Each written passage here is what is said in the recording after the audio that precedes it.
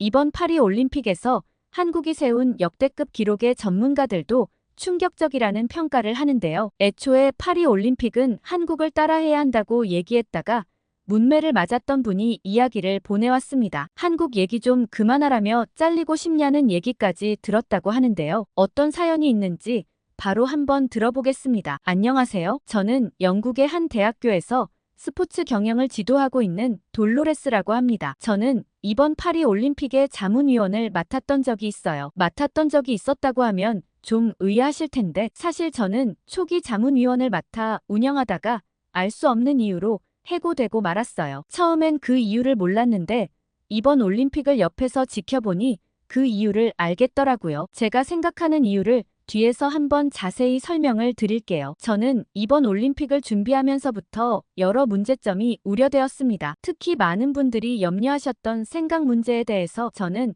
가장 강력하게 목소리를 냈었어요. 제가 이 문제에 대한 해결책은 한 가지뿐이라며 강력하게 주장한 게 있었는데 그 때문에 쓴소리를 많이 들을 수밖에 없었죠. 저는 센 강 문제만큼은 무조건 한국의 한강을 벤치마킹해야 한다고 했거든요. 사실 한국의 한강이야말로 기적이라 부를 수 있을 만큼 말도 안 되게 복원된 사례 중 하나잖아요. 한강은 1960년대까지만 해도 오염이 심각했고 주변 지역은 슬럼화되어 있었습니다. 그러나 한국 정부는 1980년대부터 대대적인 정화 사업을 시작했고 강변을 따라 공원과 레크리에이션 시설을 조성했죠. 이제 한강은 서울 시민들의 휴식 공간이자 관광 명소가 되었습니다. 이런 성공적인 사례를 센 강에 적용할 수 있다고 생각했어요. 저는 유례없는 한강의 기적을 어떻게 이룰 수 있었는지 배워와야 한다고 했지만 대부분의 위원들은 저를 무시했습니다. 사실 저는 환경 전문가가 아니었기 때문에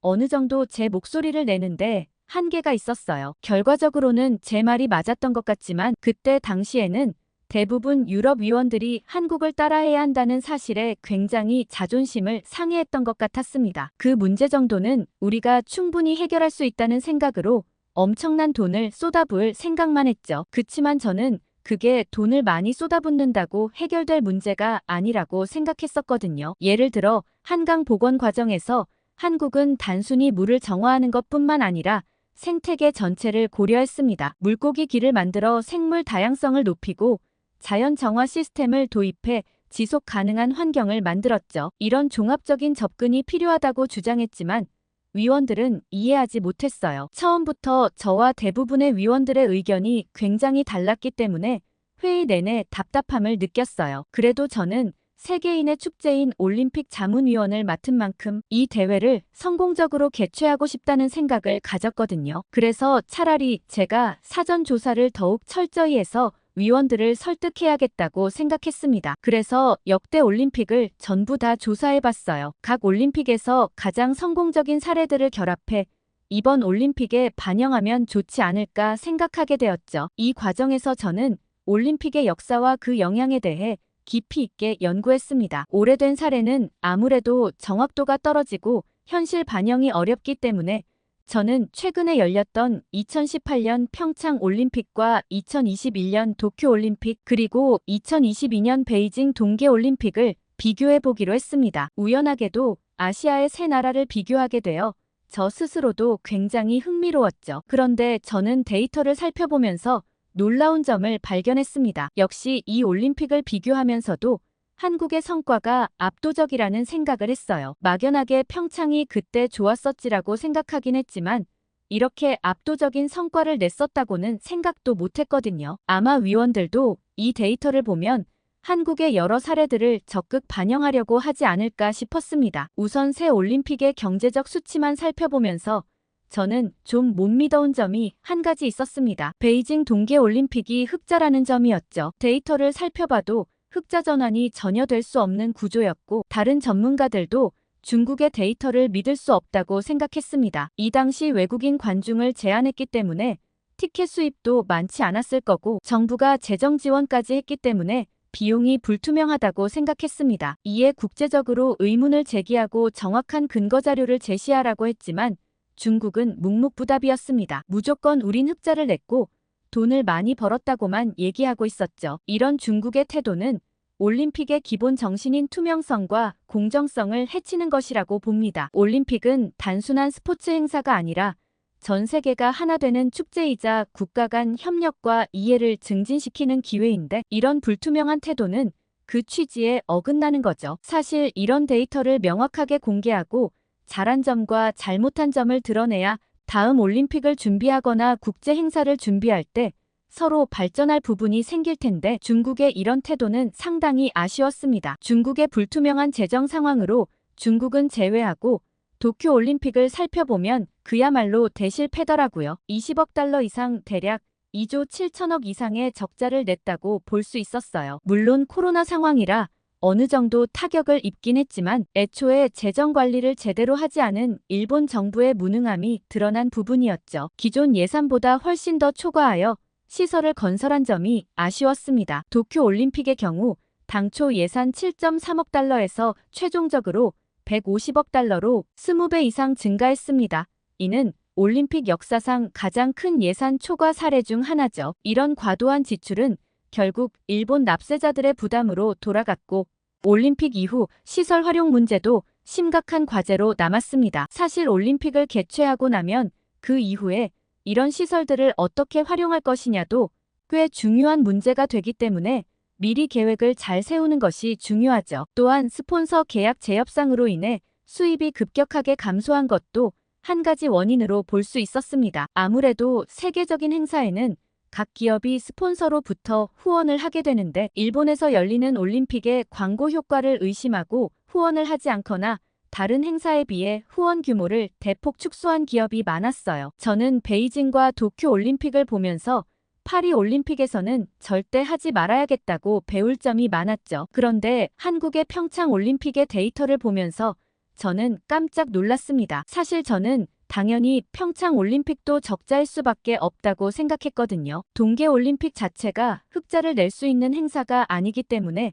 손해를 보지 않는 것만 해도 정말 효율적으로 운영을 잘했다는 평가를 받을 수 있거든요. 그런데 평창에서는 흑자로 마무리할 수 있었다는 것만 해도 전문가 입장에서는 기적 같은 일이었어요. 평창에서는 무려 5,500만 달러, 약 610억 원의 흑자를 냈습니다. 저는 평창의 사례를 꼭 파리 올림픽에 그대로 활용해야겠다는 생각을 했죠. 평창 올림픽의 성공 요인을 자세히 살펴보면 첫째로 철저한 예산 관리가 있었습니다. 당초 예산보다 3천억 원을 적게 사용했다는 것은 정말 놀라운 일이에요. 둘째는 기존 시설을 최대한 활용하고 신규 건설을 최소화한 점도 중요했습니다. 이는 환경 보호와 비용 절감 두 마리 토끼를 모두 잡은 전략이었죠. 한국에서는 매우 똑똑하게 평창 올림픽을 준비했습니다. 당초 예산보다 무려 3천억 원을 적게 사용하여 예산을 굉장히 효율적으로 사용했죠. 이런 점만 생각해봐도 환경을 최대한 생각하면서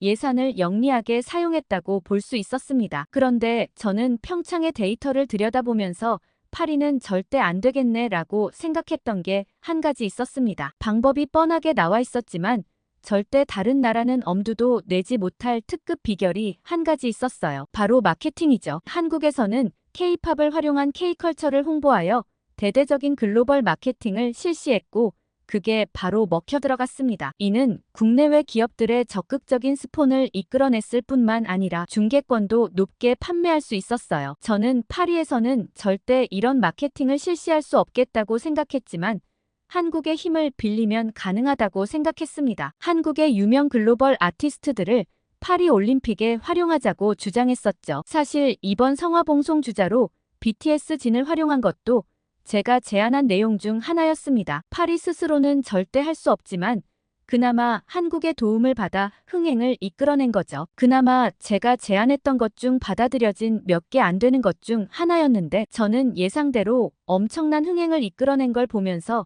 제 예상이 틀리지 않았다는 걸 알 수 있었어요. 아무튼 평창의 이런 성공적인 흥행에는 특이한 점이 한 가지 있었습니다. 한국 사람들은 도대체 어떤 사람들이길래 이게 가능한 거지 싶을 만큼 믿을 수 없는 행동이 하나 있었죠. 바로 자원봉사자였습니다. 무려 14,000명의 자원봉사자가 참여하여 평창 올림픽을 도왔어요. 한국 사람들은 어떻게 자발적으로 올림픽 기간 내내 무보수로 일을 할 수 있는지 의아했습니다. 이런 자원봉사 문화는 한국 사회의 독특한 특징 중 하나라고 생각해요. 공동체 의식과 국가에 대한 자부심이 강한 한국인들의 성향이 이런 결과를 만들어냈다고 볼 수 있죠. 또한 올림픽과 같은 국제 행사에 참여함으로써 얻는 경험과 자부심을 중요하게 여기는 문화적 특성도 한몫했다고 생각해요. 만약 파리였다면 말도 안 될 거라 생각해요. 아마 돈을 줘도 돈이 부족하다고 불만을 표하며 시위를 했을 텐데 한국 사람들은 자국에서 개최되는 글로벌 행사를 위해 적극 발벗고 나섰다는 점에서 한국 사람들의 봉사정신을 볼 수 있었어요. 아마 이런 나라는 세계적으로 한국밖에 없을 거란 생각이 들었습니다. 저는 올림픽 자문위원회에 최근 개최된 한중일 올림픽 사례를 들어 파리 올림픽이 나아갈 방향과 비전을 제시해야겠다고 생각했습니다. 저는 자신이 있었어요. 이런 사례를 들면 사실 다른 위원들도 한국이 아시아의 작은 나라라고 무시할 수 없다는 생각이 들었거든요. 그런데 회의 방향은 제 예상과 다르게 흘러갔습니다. 제가 아무리 사실에 기반한 자료를 제시해도 대화가 잘 통하지 않았어요. 게다가 일부 위원들의 과도한 친환경 정책이 선수들을 망칠 것 같다는 생각까지 들었습니다. 지금 대부분의 선수들이 불만을 표하고 있는 고기 없는 친환경 식단이나 에어컨 없는 선수촌 문제는 저도 처음 들었을 때 말도 안 된다고 생각했거든요. 월드 클래스 선수들을 데려다 놓고 고문을 하자는 것도 아니고 그런 식단과 환경에서 최고의 퍼포먼스를 낼 수 없다는 건 당연한 일이라고 생각했거든요. 이런 과도한 친환경 정책은 오히려 역효과를 낼 수 있습니다. 선수들의 컨디션 저하는 경기력 저하로 이어지고 이는 결국 올림픽의 질을 떨어뜨리는 결과를 가져올 수 있죠. 환경 보호도 중요하지만 올림픽의 본질인 스포츠 경기의 수준을 유지하는 것도 똑같이 중요한데 균형 잡힌 접근이 필요한 시점이었죠. 그렇지만 다른 위원들은 전혀 개의치 않았습니다. 그리고 제가 계속 주장하는 한국 올림픽에 대해서 부정적인 평가만 내놓았어요. 동계 올림픽이니 이번 하계 올림픽 사례와는 맞지 않는다는 얘기를 하는 사람도 있었고 파리는 더 훌륭한 문화유산과 자원이 많으니 마케팅 없이도 충분히 성공적으로 마무리할 수 있을 거라는 사람도 있었습니다. 이런 태도는 문화적 우월감과 편견에서 비롯된 것이라는 느낌이 들었습니다. 파리가 가진 문화적 유산과 자원은 분명 대단하지만 현대 올림픽에서는 그것만으로는 충분하지 않거든요. 글로벌 시대의 올림픽은 다양한 문화와 아이디어가 융합되어야 성공할 수 있다는 점을 간과하고 있는 것 같았어요. 저는 회의를 마치고 답답함이 밀려왔어요. 별 성과 없는 회의는 그렇게 마무리되었고 막 돌아가려 할 때 저와 함께 자문위원을 맡았던 로렌이 제게 잠깐 얘기를 좀 하자고 했어요. 저는 로렌의 말을 듣고 깜짝 놀랐습니다. 계속 한국 얘기를 하면 안 된다고 하는 거예요. 저는 이해할 수 없었습니다. 로렌에게 제가 준비한 자료들을 보지 않았냐고 누가 봐도 한국의 사례를 그대로 따라만 하면 흑자의 성공적인 올림픽을 개최할 수 있을 텐데 뭐가 문제여서 다들 저렇게 부정적인지 모르겠다고 했죠. 로렌은 저들에게 중요한 건 흑자니 성공적인 올림픽 개최니 그런 게 아니라고 했습니다. 저는 로렌의 말을 듣고 귀를 의심할 수밖에 없었죠. 파리에서 개최한다는 사실만으로도 어깨가 으쓱해져 있는 사람들이라 무조건 파리의 방식을 고수하고 싶을 거고 한국을 따라한다는 자체만으로도 자존심 상해하는 것 같다고 했어요. 게다가 이번 올림픽에 중국의 대기업이 어마어마하게 후원을 하는데 거기와 연결되어 있는 위원이 있는 것 같다고 했습니다. 저번에 한강 얘기했을 때부터 저를 좋지 않게 봤는데 아니나 다를까 오늘 베이징 올림픽 얘기까지 하면서 평창을 높게 사는 걸 보고 불안했다고 했습니다. 저는 맞는 이야기를 맞다고 하는 것뿐 그런 시선에 타협할 수 없다고 얘기했어요. 아마 그게 문제였을까요? 저는 정말 로렌이 불안해하는 것처럼 자문위원회에서 방출되었습니다. 대외적으로는 바쁜 강의 일정에 함께하지 못한다고 얘기가 나왔지만 제발 나가달라는 모종의 분위기를 감지하고 더 이상 버틸 수가 없었거든요. 그러고 저는 화가 나서 파리 올림픽에 대해서는 아예 잊고 지내면서 간간히 나오는 뉴스를 보고선 역시 이럴 줄 알았다며 속으로 통쾌해하고 있었습니다. 그렇지만 마냥 통쾌해할 순 없었어요. 이 행사를 위해 땀 흘리며 노력하는 선수들이나 관광객들을 보면 마음이 아프기도 했거든요. 아무튼 이번 올림픽 행사가 진행되면서 제가 추천했던 한국 글로벌 인사를 이용한 마케팅이 성공적으로 마무리되자 제게 위원회에서 연락이 한 통 왔습니다. 이번 올림픽 기간 동안 현장 실사를 맡아줄 수 없겠냐는 부탁이었죠. 솔직히 저는 거절하고 싶었습니다. 그렇게 준비할 때 방출할 땐 언제고 또다시 이런 부탁이라니 염치가 없는 거 아닌가 싶었죠. 거절의 의사를 밝히려는데 제게 전화가 한 통 왔습니다. 로렌이었죠. 로렌은 아무래도 파리 올림픽이 심상치 않다고 그때 목소리 큰 몇몇 위원의 주장대로 진행했다가 지금 내부에서도 말이 많다고 했어요. 그래서 다들 위기감을 느끼고 있다고 했죠. 그러면서 다음엔 선수들을 위해서라도 이런 일이 생기면 안 된다고 느끼는 다수의 위원들이 저에게 실사를 부탁하면 어떻겠냐고 했고 분명 거절할 것 같으니 로렌을 통해 부탁을 해왔던 거였죠. 저는 로렌의 말을 듣고 생각에 빠졌습니다. 솔직히 안 해도 그만인 일이었지만 이 행사를 위해 몇 년간 땀 흘린 선수들을 생각해보면 쉽게 지나칠 수 없었거든요. 하는 수 없이 제안을 수락하고 파리로 떠났습니다. 로렌은 정말 잘 생각했다며 고맙다고 얘기했고 저는 다 선수들 때문이라고 얘기했습니다. 그런데 아니나 다를까 파리 올림픽 개막식부터 대형 사고가 터지고 말았어요. 저는 한국 선수단을 북한이라고 소개할 때 이번 올림픽은 망했다고 생각했습니다. 한국이 가지는 국가적인 브랜드 이미지가 얼마나 큰데 이런 실수를 하나 싶었죠. 처음엔 진짜 최악의 실수라고 생각했지만 행사가 진행되면서 저는 파리에서 의도적으로 이렇게 하는 거 아닌가 싶은 생각까지 들었습니다. 이런 실수는 단순한 실수를 넘어서 외교적 문제로 비화될 수 있는 심각한 사안이거든요. 특히 한국과 북한의 복잡한 관계를 고려할 때 이는 매우 민감한 문제라고 볼 수 있는데 올림픽 조직위의 문화적 감수성 부족과 준비 부족을 여실히 보여주는 사례였어요. 그런데 저는 한 가지 생각이 머릿속에 떠올랐습니다. 개막식에 북한으로 호명한 한국은 최근 동유럽 국가 대상 무기나 원전 수주에 모두 프랑스가 한국에 패했던 일이 떠올랐어요. 사실 요새 한국 무기나 원전하면 세계 최고 수준이니 유럽 국가들이 기세를 못 펴는 건 당연한 일이었지만 자존심 세고 고집 센 파리 입장에서 소심하게 복수를 하나 싶었거든요. 그런데 이것 말고도 의심스러운 일이 몇 가지 더 있었습니다. 남수단 대표팀 경기 때 국가 연주를 하는 시간이 있었습니다. 그런데 남수단 국가가 아니라 다른 나라 국가가 울려 퍼진 거죠. 남수단은 프랑스 식민지 중에 프랑스령 수단이 있었지만 남수단과는 상관없는 나라였는데 그때 식민지 문제 때문인가 싶기도 했습니다. 이런 연이은 실수들은 올림픽 조직위의 준비 부족과 문화적 무지를 여실히 보여주었습니다. 문제는 파리 주최 측의 실수가 그게 다가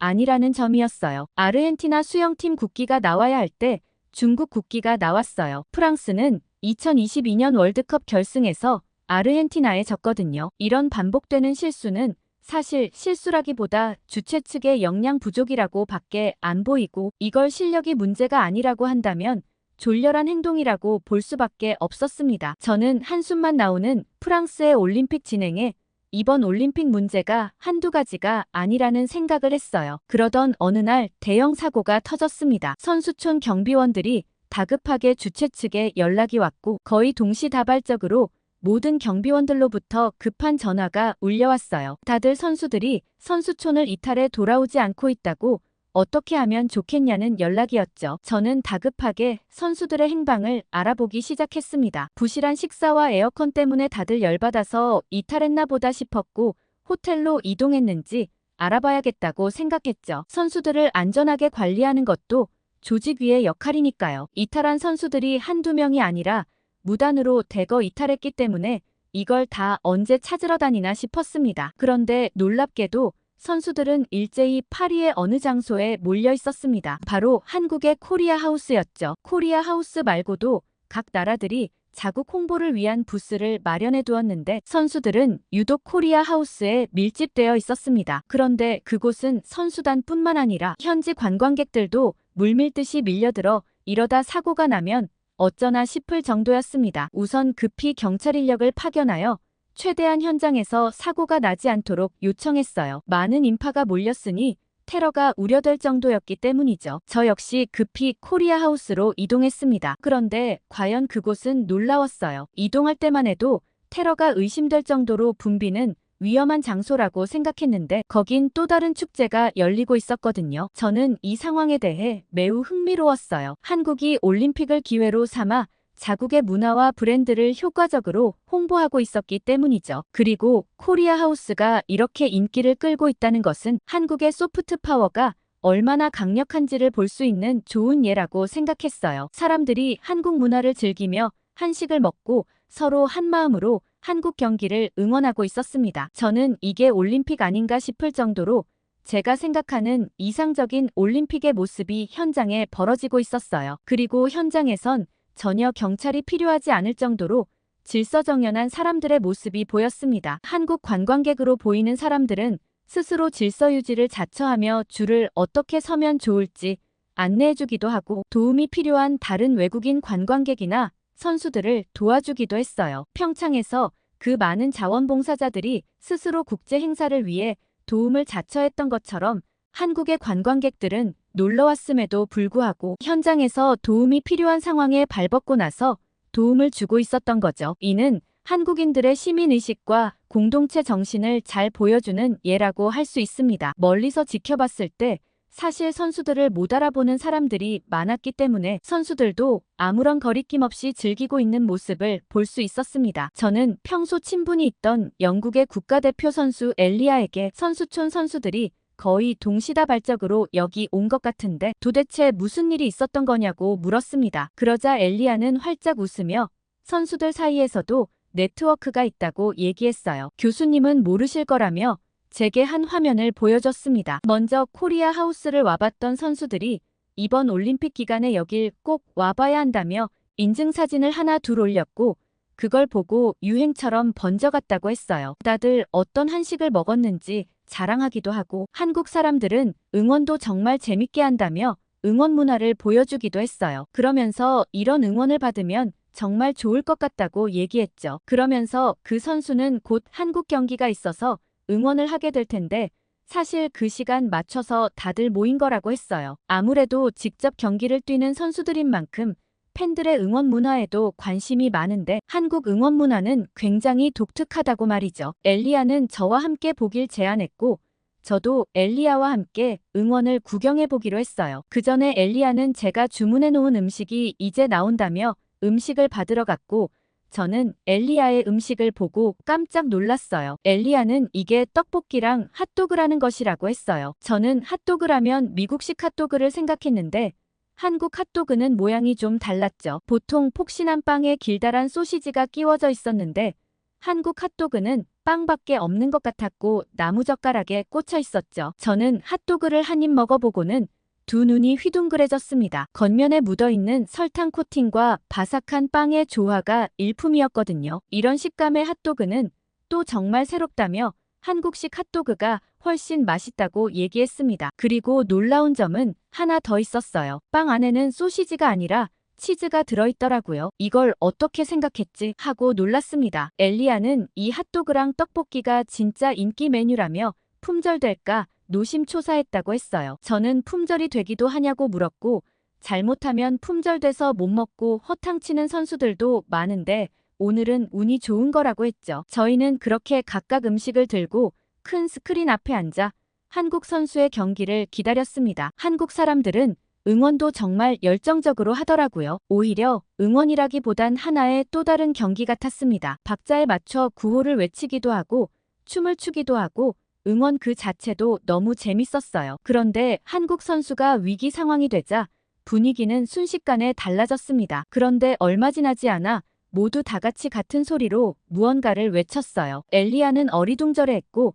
무슨 소리인가 저도 궁금했죠. 옆에 앉은 한국인에게 혹시 이게 무슨 말인지 알려줄 수 있냐고 물었고 한국인의 대답을 듣고 저는 기겁했어요. 그 얘기는 괜찮아라는 말이었거든요. 지금 위기 상황에 지고 있는 선수에게 괜찮다고 응원하다니 저는 한국인의 응원 문화에 감명받았습니다. 엘리아는 저보다 더 감정이입을 한 것 같더라고요. 자기가 만약 올림픽에서 이런 응원을 받는다면 잘할 수밖에 없겠다는 얘기를 했어요. 선수를 비난하기보단 한 마음으로 같이 경기를 치르고 있는 것 같다고 얘기하면서 한국 선수들이 부럽다고 얘기했습니다. 저는 이런 응원 문화가 정말 멋있다는 생각이 들더라고요. 엘리아와 한국 응원 문화를 즐기면서 이런 이벤트를 대대적으로 홍보하면 좋겠다는 생각이 들었습니다. 미국 메이저리그 선수들이 한국에서 올해 야구 경기를 하고 와서는 다들 한국의 야구 응원 문화에 깊은 감명을 받았다고 당장 도입하고 싶다고 얘기했는데 이건 한국의 전반적인 응원 문화라는 걸 이해할 수 있었어요. 한국의 응원 문화 자체가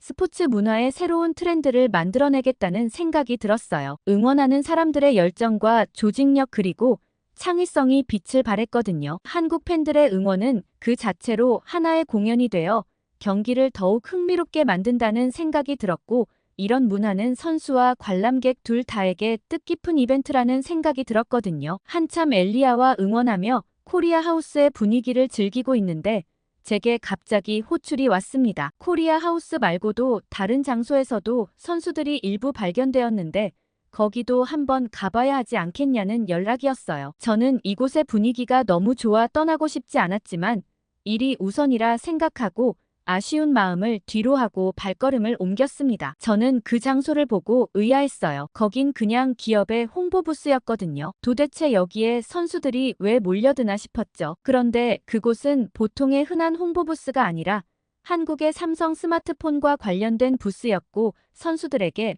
올림픽 에디션 스마트폰을 제공해주고 있었습니다. 저는 삼성의 체험관에서 깜짝 놀랄만한 사실을 한 가지 발견했어요. 삼성전자는 무려 40년 가까이 올림픽과 함께 해왔더라고요. 그리고 삼성의 기술이 그 사이에 어마어마하게 발전했다는 것을 한눈에 알 수 있었어요. 그 때문인지 비단 선수단뿐만 아니라 관광객들도 한번 삼성의 기술을 체험하고 싶어 물밀듯이 몰려왔습니다. 삼성 올림픽 체험관은 무려 4군데나 자리하고 있는데 세계적인 기업 중에서도 역대급의 규모를 자랑하고 있었어요. 심지어 추가 개관한 올림픽 체험관은 프랑스의 대표 건축가인 장 누벨과 협업까지 했더라고요. 저는 이게 정말 제대로 된 올림픽 우수 사례라고 생각했어요. 그 나라의 건축가와 협업하여 전시관을 개관한 삼성의 아이디어가 정말 멋지다고 생각했습니다. 자기 제품을 홍보함과 동시에 개최국의 아이덴티티를 살려주는 역작이라고 생각했거든요. 아직도 이번 올림픽이 많이 남았지만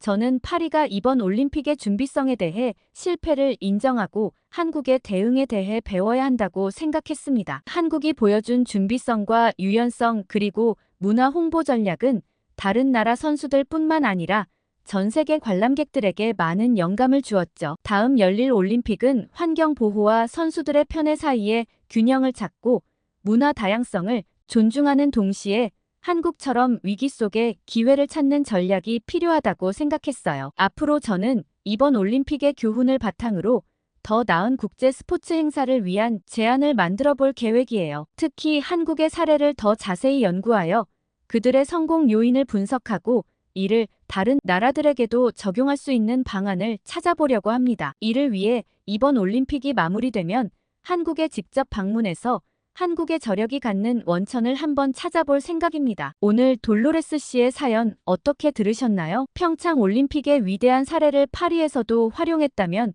어땠을까 하는 아쉬움이 들면서도 위기의 상황에서 성공적으로 코리아 하우스가 운영되고 있다는 소식을 들으니 뿌듯하네요. 한국만 가지고 있는 저력은 또 어떤 점이 있다고 생각하시는지 댓글로 많이 달아주세요. 구독과 좋아요 많이 눌러주시고 다음에 더 좋은 사연으로 돌아오겠습니다. 여러분의 사연 제작소 감동필름이었습니다.